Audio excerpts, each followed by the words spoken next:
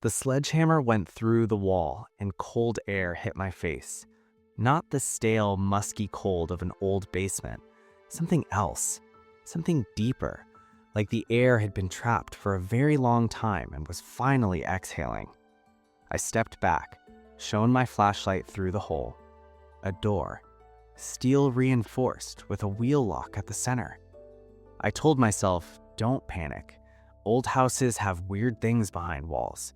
It's probably nothing. But I knew, even then, that it wasn't nothing.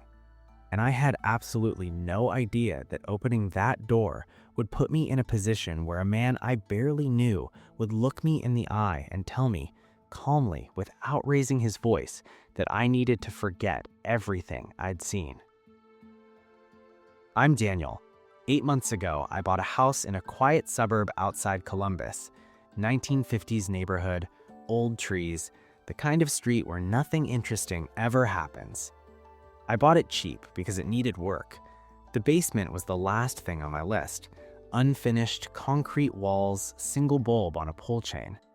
I went down with a flashlight and a notepad to take stock. One section of the back wall didn't match. Slightly smoother, slightly lighter than the rest, like it had been poured at a different time. I knocked on it. Hollow. I told myself it was probably an air pocket, wrote it down, went back upstairs. But that sound followed me for 2 weeks. When I finally came back with a hammer and a pry bar, I expected dust and insulation. The wall cracked way too easily. Chunks came away fast, and with each piece, that cold draft got stronger. By the time I'd opened a gap wide enough to shine a proper light through, I was already sweating, and not from the work. There it was, a steel door set into a concrete frame. The wheel lock turned smoothly, like someone had been maintaining it. My hands were shaking when I pulled it open. The room was 12 feet by 20, metal shelving units floor to ceiling, government-issue ration cans, emergency water containers, a hand crank radio, gas masks, military blankets still in plastic, a first aid kit the size of a suitcase, a Cold War fallout shelter, original, intact. I walked slowly through it, running my flashlight across everything.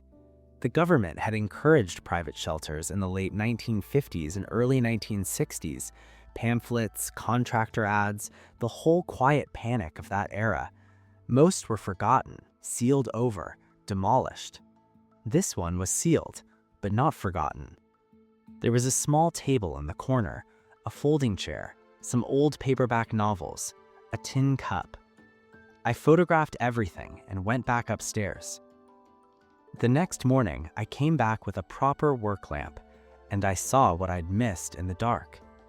On the table, a plate, white ceramic with a blue flower pattern around the rim, and on that plate, half a sandwich, an apple, a bottle of water still cold to the touch. Someone had been in that room.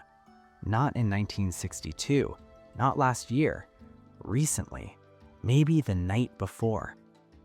I stood completely still. The only sound was my own breathing. I examined the lock mechanism more carefully. No rust, no resistance. Someone had been using this door regularly. And then I noticed the back corner, a smaller door, wooden, partially hidden behind a shelving unit. I pushed the shelf aside, opened it. A narrow tunnel, earthen walls, old timber framing. I got on my hands and knees and crawled. 30 feet, maybe a little more, and came up through a trapdoor directly under the deck of the next house next door. His name was Al, retired, mid-70s. I'd barely exchanged a dozen words with him since I moved in. He worked in his garden mostly, head down, no interest in conversation. I knocked on his door that morning. He answered in a flannel shirt and looked at me for a long moment. No confusion on his face, no surprise. He already knew. I asked him, as steadily as I could, if he had been using the shelter beneath my house. He didn't answer right away. He looked past me down the street like he was checking something. Then he stepped back from the door, not inviting me in, blocking the entrance. He said, "You should come inside." His voice was flat, quiet, "and you should close the door behind you." Something about the way he said that made my stomach drop. We sat at his kitchen table, no coffee, no pleasantries. He told me the shelter had been built in 1961, that both houses had shared the tunnel, and the original family was long gone. He said it calmly, like he was reading from a document. I asked him what he'd been doing down there. He looked at me for a moment before answering, "That's not your concern." I told him it was very much my concern because it was under my house, my property, and someone had been entering it without my knowledge. He leaned forward slightly, folded his hands on the table. "Daniel," he used my name like a warning. "I've lived on this street for 51 years. I know everyone, the council members, the people who matter.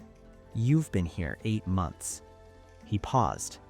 "I think you're a smart person. Smart people don't make noise about things they don't fully understand." I asked him what that's supposed to mean. He smiled, small, patient.